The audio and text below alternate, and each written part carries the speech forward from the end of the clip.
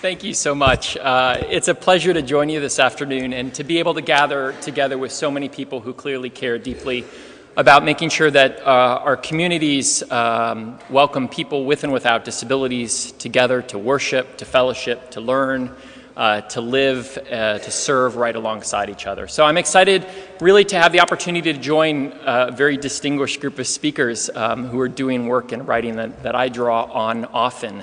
And so it's a pleasure for me to be a learner here as well. And I also realize that I am positioned right after lunch.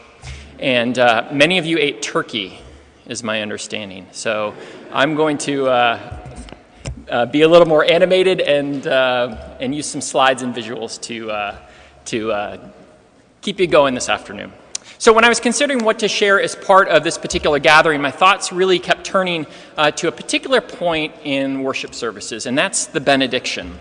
That point where God's farewell is shared and we all begin to file out of the sanctuary or out of the building. And I recall thinking about that point often, week after week, and thinking how much often, at least in our culture in the United States, after the benediction, we leave that sanctuary sort of separately. We walk out together, but then the rest of the week, we're sort of off doing our lives and all of the busyness, and it's not till we regroup and regather the following week that we're together again. And I think that point of departure in the service, that benediction, is particularly true for children and adults with developmental disabilities.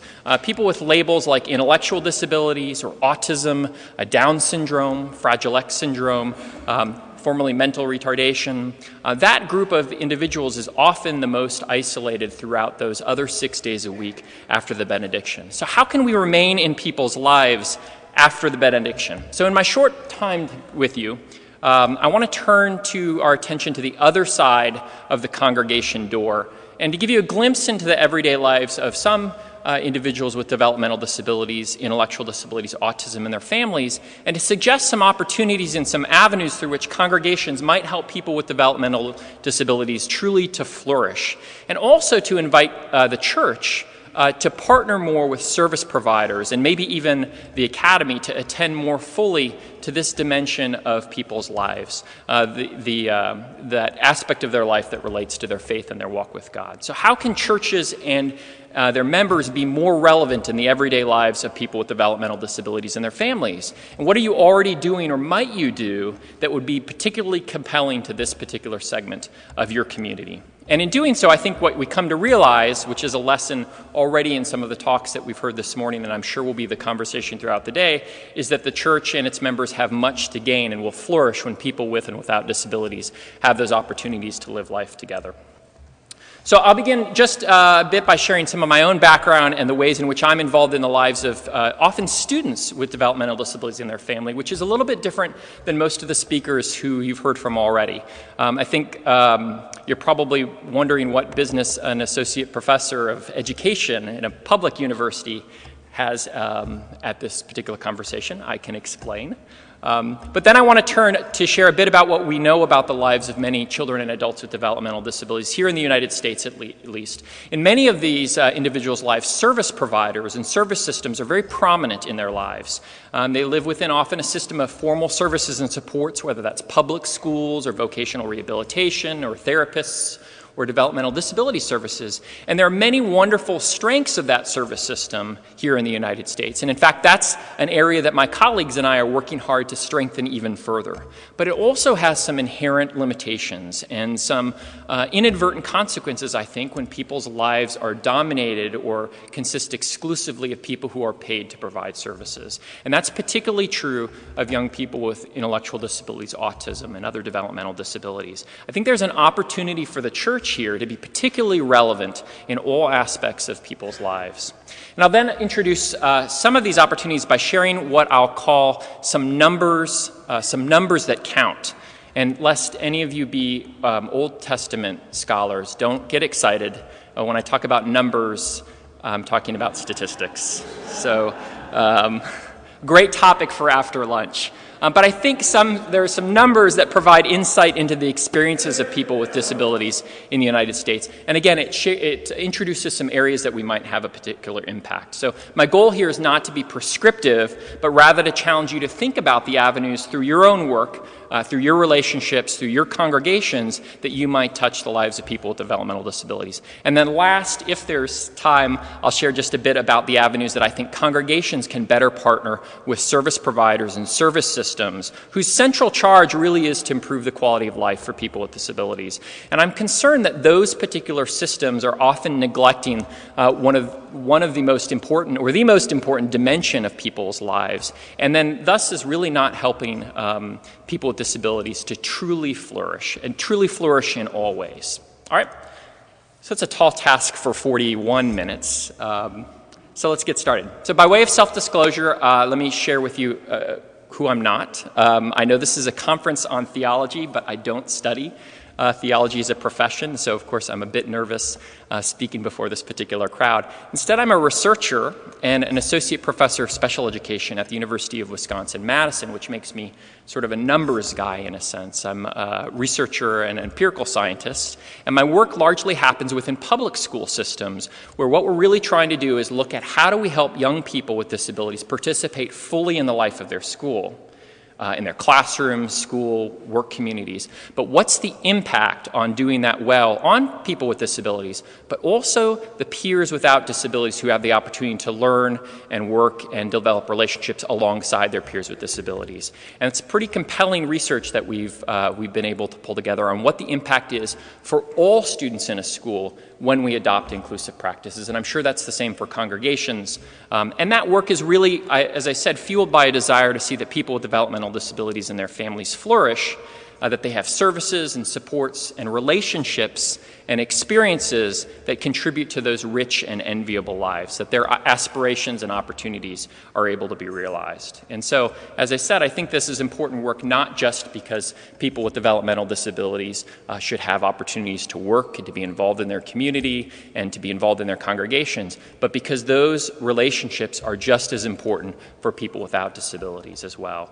That's the recurring lesson, I think, of inclusive education in schools, is that it really, for everyone to flourish, everyone individually also has to flourish. So whenever I talk about statistics, I feel like I need to introduce a couple caveats.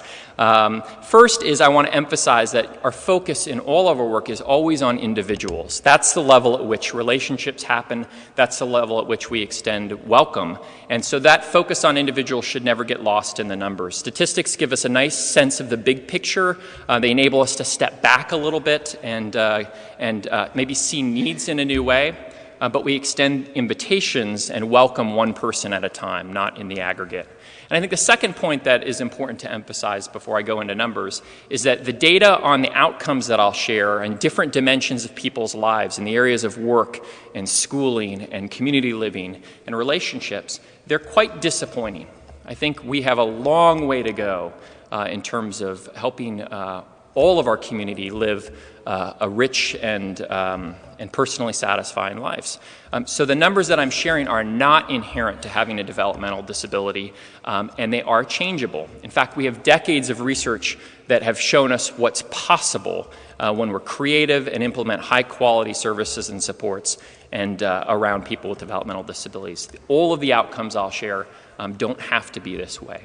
And then last, I just emphasize that the numbers that I'll share with you certainly don't reflect the experiences of everyone with a developmental disability. They just serve as indicators or themes. They don't describe everyone in that sense. So when conversations turn to disability and faith communities, my sense at least is that much of our attention focuses on what happens inside of a congregation, within its doors or inside its buildings, and usually on a Sunday morning or whenever a particular congregation happens to gather together. And here, much of that work that focuses on that particular time window often addresses barriers related to architecture, or barriers related to awareness, or barriers of attitude, or barriers of accessibility within a congregation. We sometimes call those the 4 A's. And so I'm excited about the number of new books and websites and resources and denominational efforts that are trying to equip people to tackle and overcome those particular barriers. There's just an explosion, I think, of attention and resources around these particular issues. But when the conversation turns to the other side of the congregation door, what happens outside of a building beyond those 2 or 3 hours each week, there's much less of our conversations focus on that particular time period.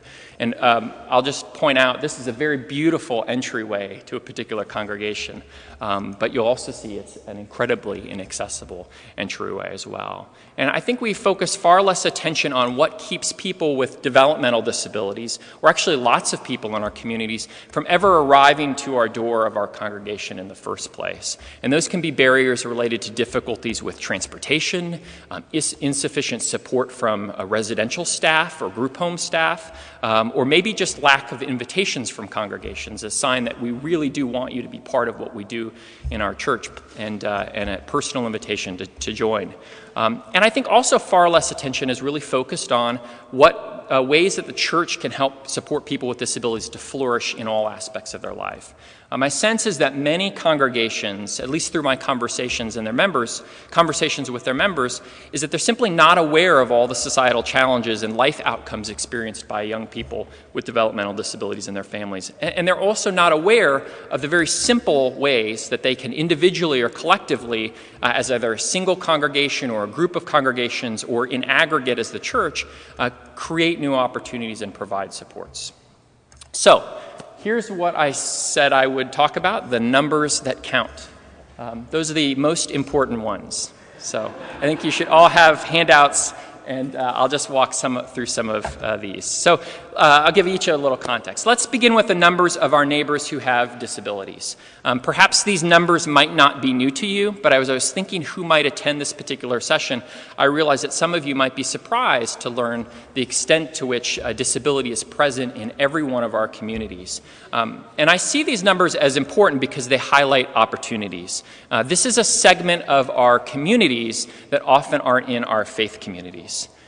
So you may or may not know this, but there are actually 4 million Americans with developmental disabilities that live in communities across the country. That's about 1 to 2% of any single community that fits this description.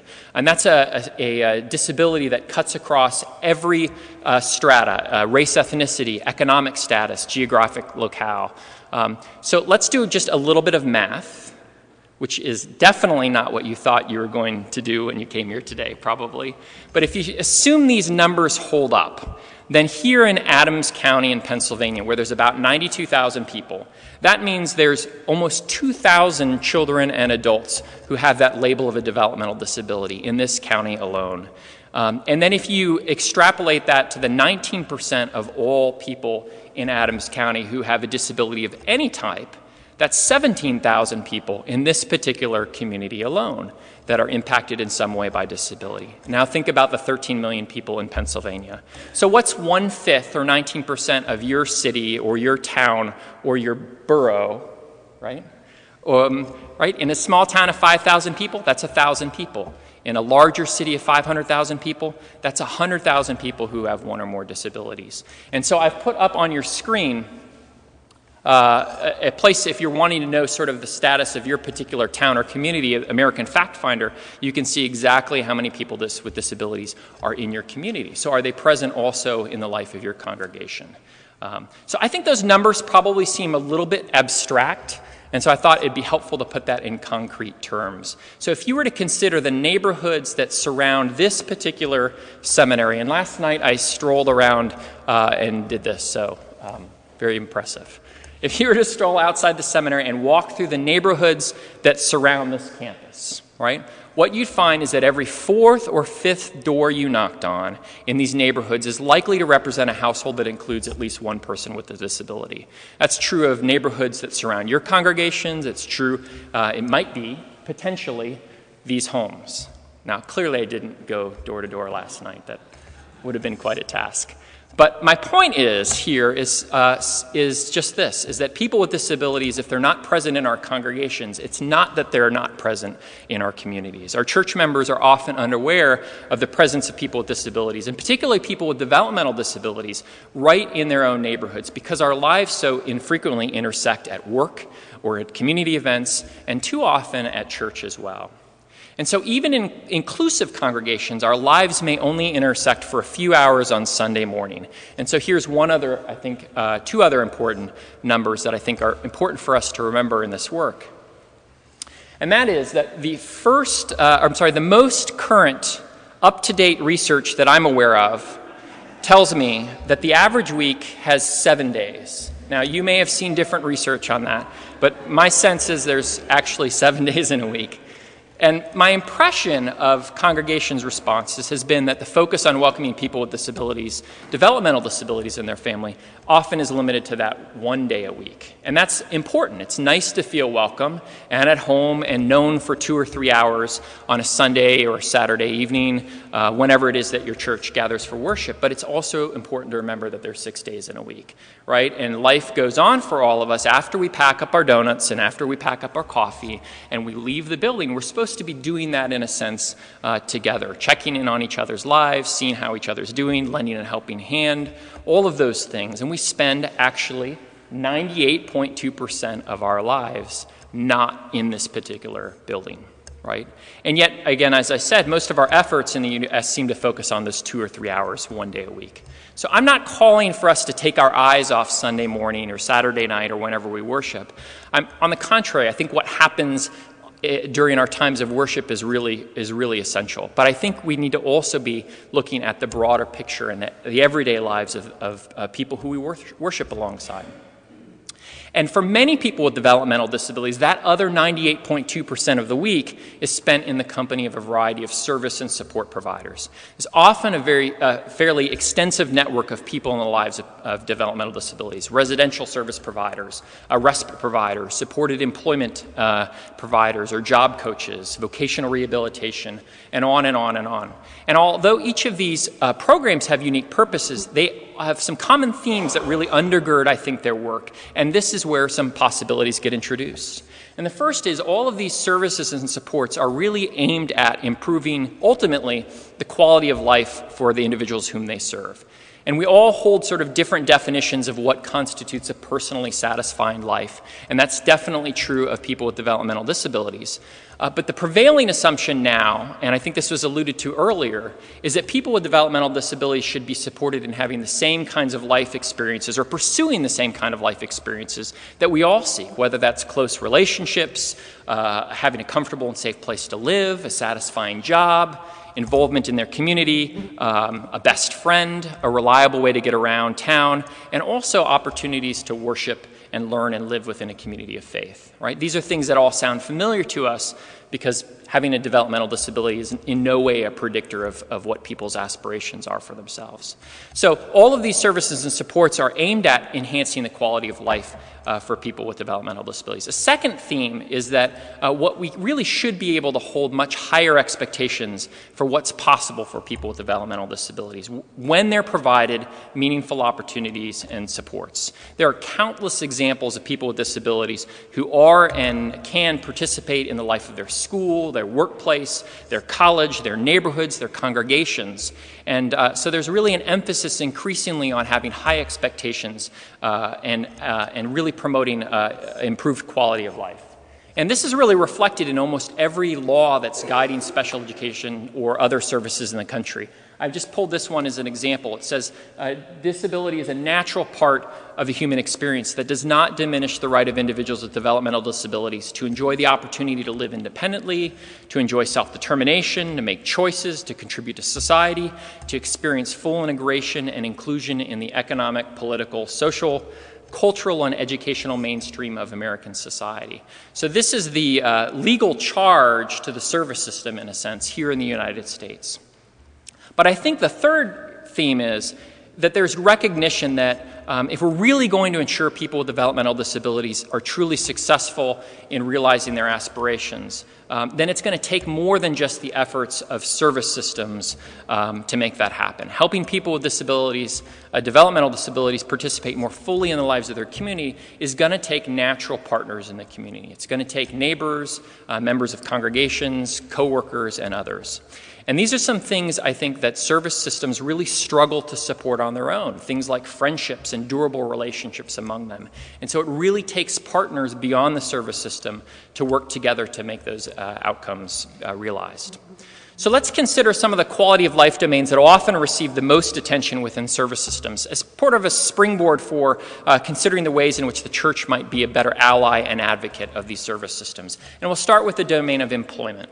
So consider some of these numbers, right?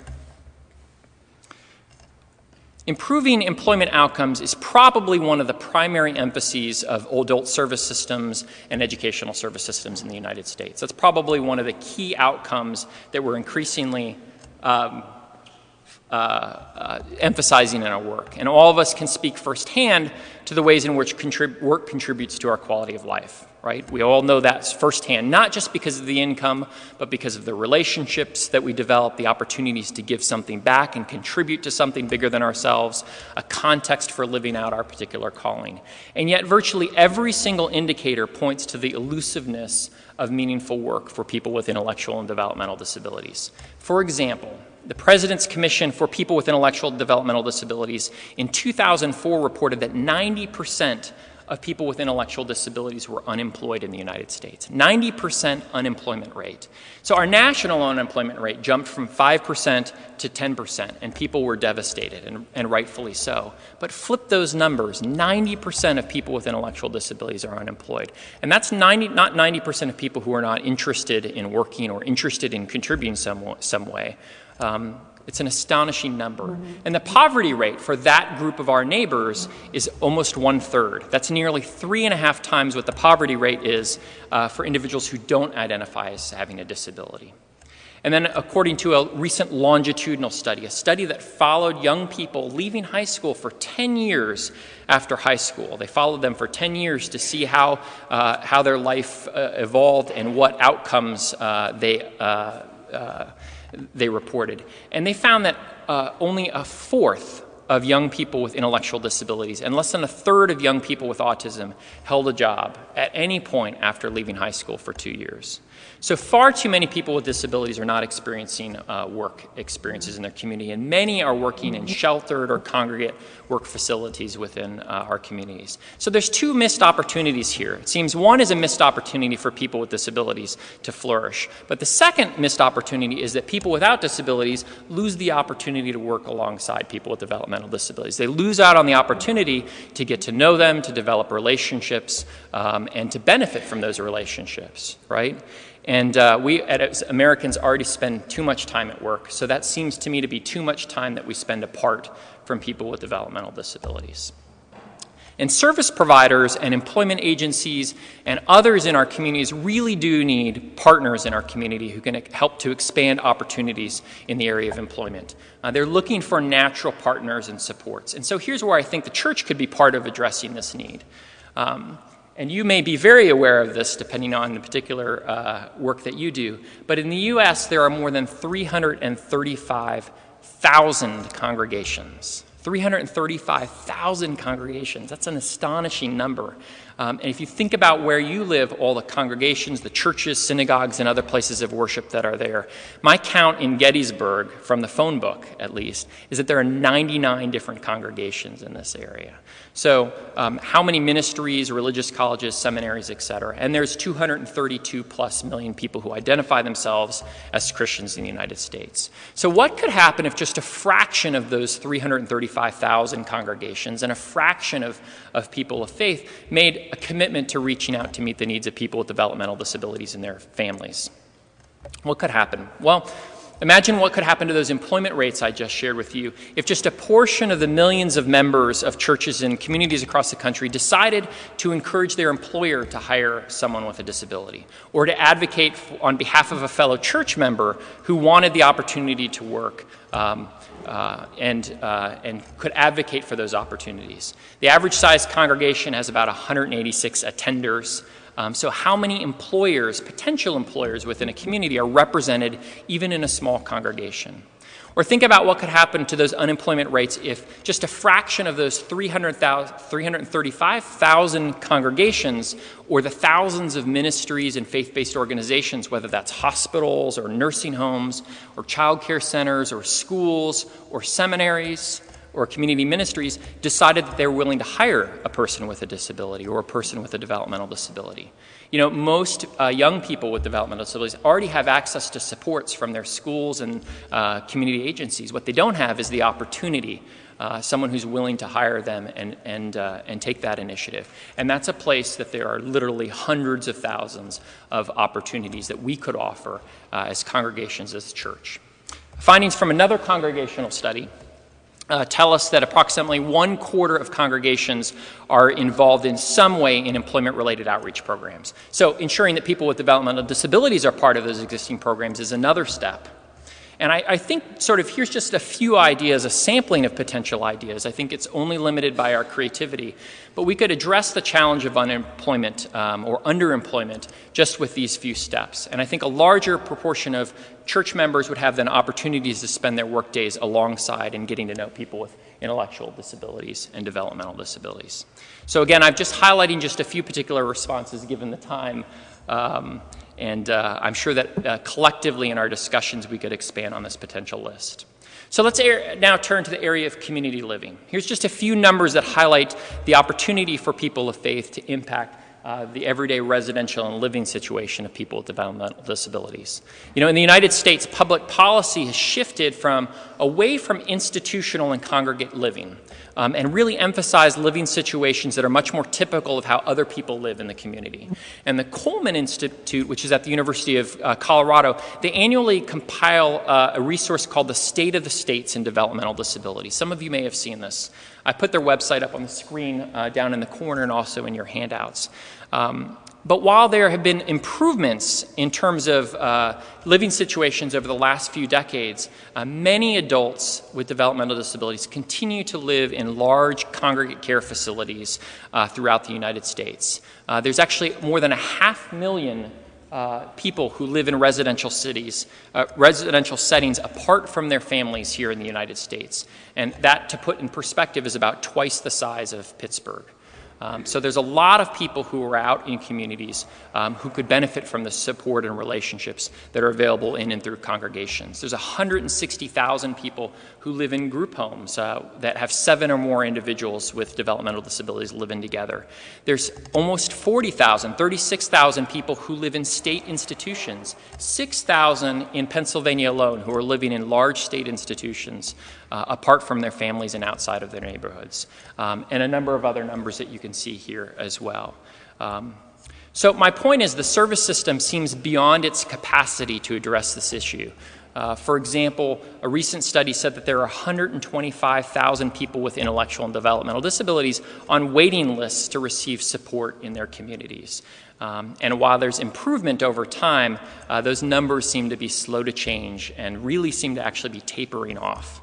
And so here again is an opportunity for congregations. What could happen if a fraction of those 335,000 congregations, 232 million people of faith, were willing to share part of their lives and just a little support in each of these areas? So many congregations already operate group homes or supported living programs. So expanding those is one option.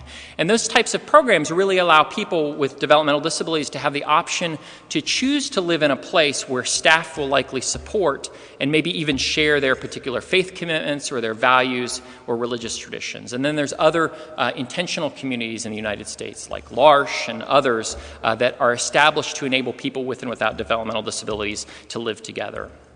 There was recently, a few years ago now, a great guidebook that was written by Mary Carlson and People First of Wisconsin, which is a self-advocacy group, that provided ideas and guidance for congregations that simply wanted to help people who were moving out of state institutions and back into the neighborhoods, to give some stories and ideas for how congregations could partner in those efforts and be allies in those areas.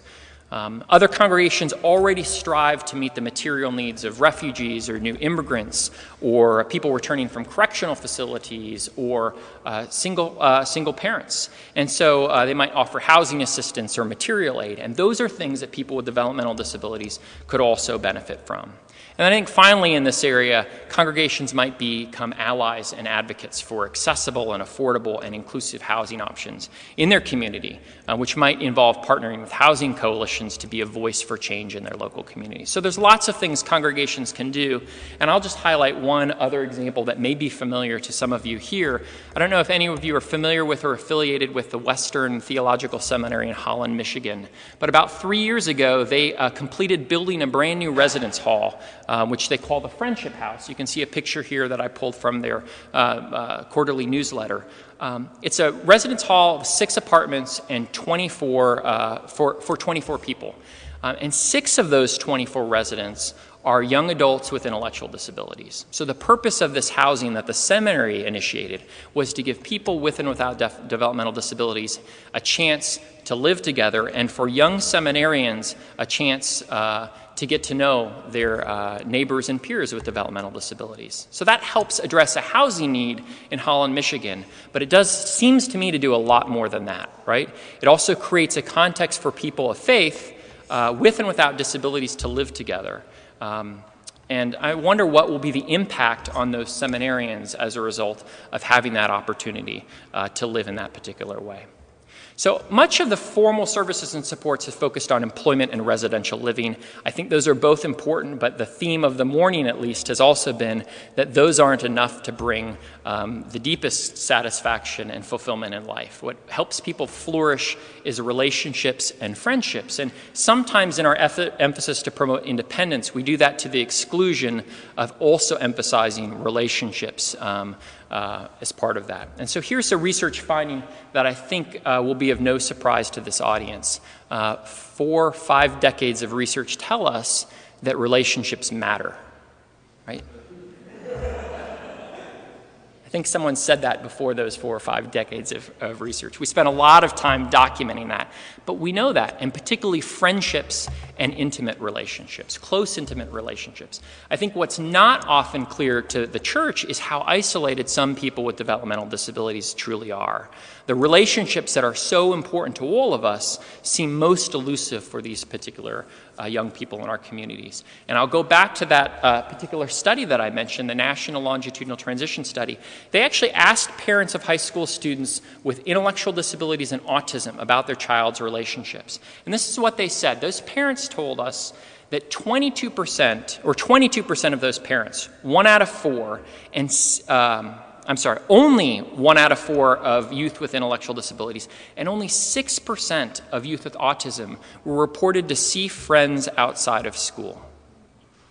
Right? 42% of youth with intellectual disabilities and 84% of youth with autism never or rarely received telephone calls from friends. Or today, if this was a more current study, Facebooked or Twittered or texted. And 54% of youth with intellectual disabilities and 1/4 of youth with autism got together with friends outside of formal groups at least once per week. Another study says that even almost half of young people with autism did not have a single other same-age friend. And we know that when those students leave high school, that those social systems and networks become even more fragile. And I think many of you are familiar with this idea of relationship circles, and where you kind of reflect on your own relationships that you have. And if you were to put the names of all the people you know in these different circles, you'd have some who are family members, some who are close, intimate friends, others you see every now and then and are acquaintances, and then those people who are paid to be in our lives, the people who fix your car, who help you with your health, who mow your lawn, those sorts of things. For many people with developmental disabilities, their social circles are almost entirely contained within this circle of paid service providers. And that is exactly, responding to that is exactly what the church should do really well. Right? We should do relationships and friendships and connections incredibly well, and I think here's where the opportunity is for congregations. And part of the response seems to me to be a commitment to having children's programming and youth groups and small groups and adult education programs and worship services and other congregational activities that are inclusive of people with developmental disabilities. That gives people an opportunity to get to know each other, to discover what they hold in common, and for friendships to emerge from that. So it's important that we design what happens in a congregation from the very outset with everyone in mind, and that we extend personal invitations to people with developmental disabilities in our communities. But I think often supporting people's involvement in congregational life usually takes more than just opportunities just to meet each other once a week.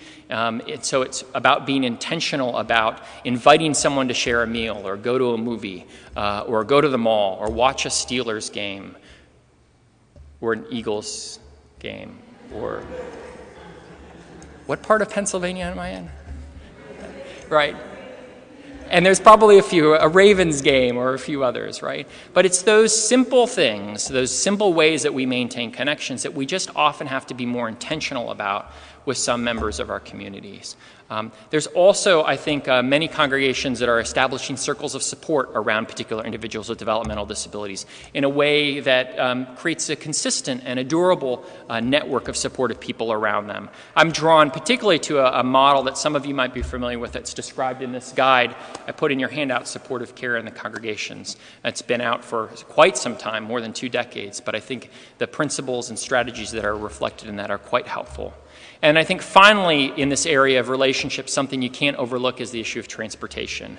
Many adults with developmental disabilities cannot get to church, cannot get to congregational activities unless someone will provide that transportation, a staff person or someone else. And so we can't assume simply because we extend an invitation that someone's going to show up. There was a survey about 6 years ago that said that almost 40% of individuals with significant disabilities said inadequate transportation was the primary barrier they faced. They simply couldn't get to the places where their friends and others with shared interests are. All right, and now let's turn to families. Most people with developmental disabilities live their lives with members of their families, and so making sure that those families are also supported is an important aspect, I think, of helping people flourish. So how can your congregation help families of children with disabilities? What actions can you take in this particular area? Here's just a couple numbers.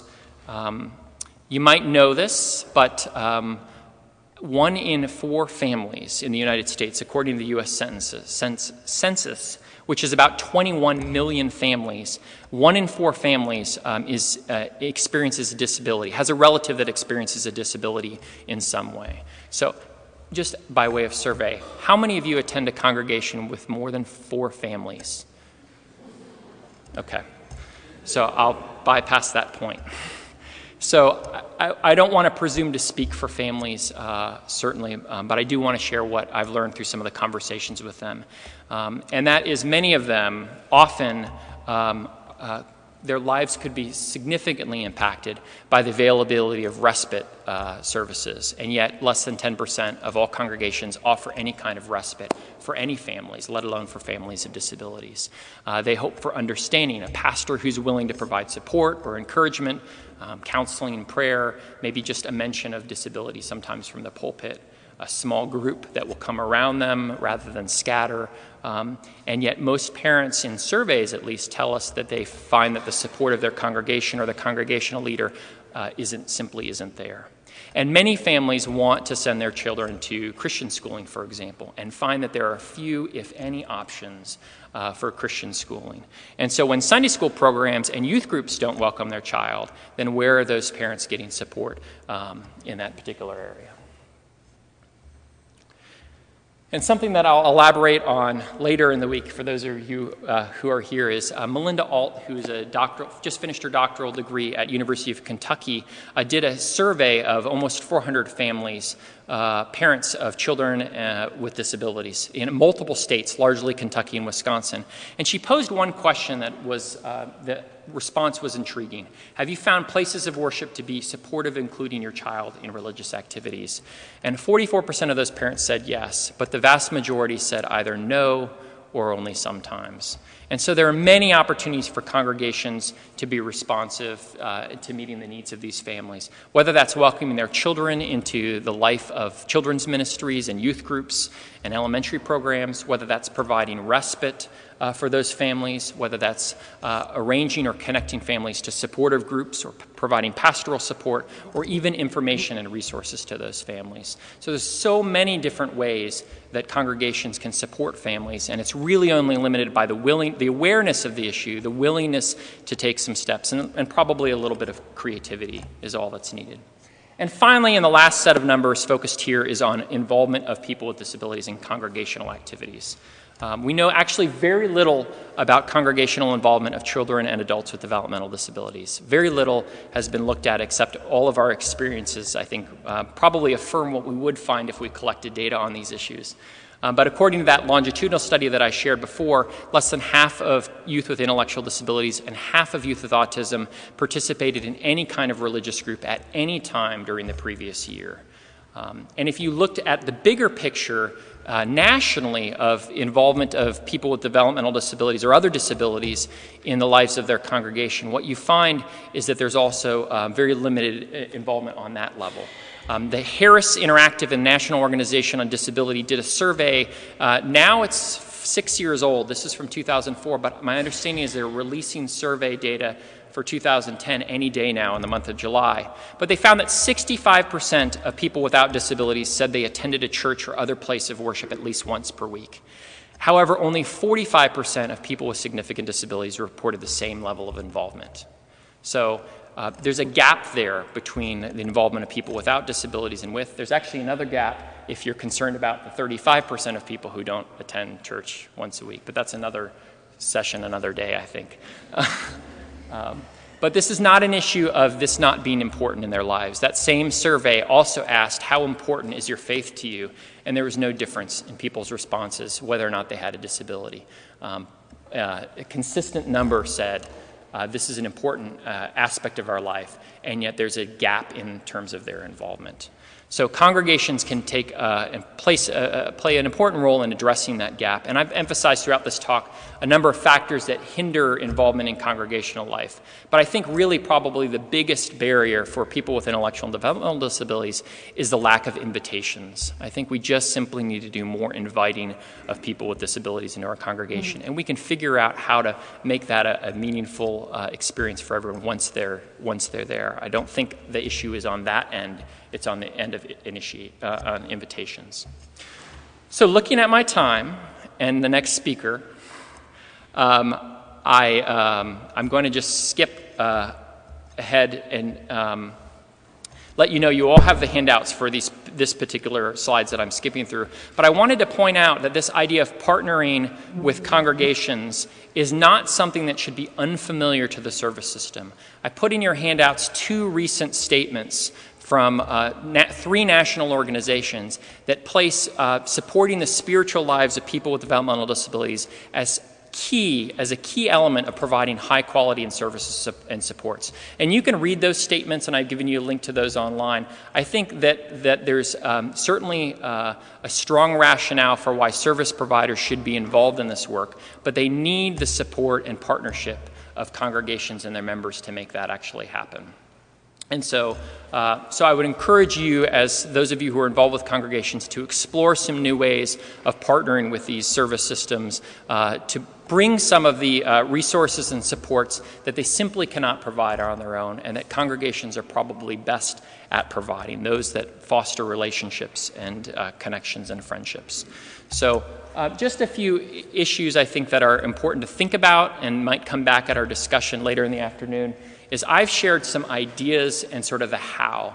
And I think we need to also think concurrently about crafting the why. Why would a response in these areas be important? What would be compelling that would make a congregation step forward and begin to address some of these particular areas? It's certainly not the numbers alone, but that the opportunity is there. And how do we equip congregational leaders also within seminaries and other ways we provide education to be attuned to the needs of people with disabilities, and particularly developmental disabilities as well, and to be leaders in their congregations in responses in these particular areas? How do we help them articulate a vision for their congregation, one that would be inclusive of all people, including people with developmental disabilities? And last, I think if we're going to call for people to reach out into their communities and provide supports in the workplace and in neighborhoods and in schools, we need to do also a good job of modeling what inclusion looks like within our congregations. So if we're calling on others to be more inclusive, that's something we have to model in our congregations as well. And I think it's through opportunities to worship alongside each other that we become compelled to then reach out and help people live richer and fuller lives beyond the walls of our congregation as well. So I do think faith communities can be powerful allies and advocates for expanding opportunities and improving quality of life for people with disabilities and their families. And so I've shared these numbers as just reflecting some avenues through which we might do this continued work. And I hope it will just challenge you to think about some maybe next steps your particular congregation might take in these areas. And I appreciate the opportunity to be invited to this gathering. I was looking forward to this for some time. And I look forward to our conversations that will continue later in the day. So thank you for your time.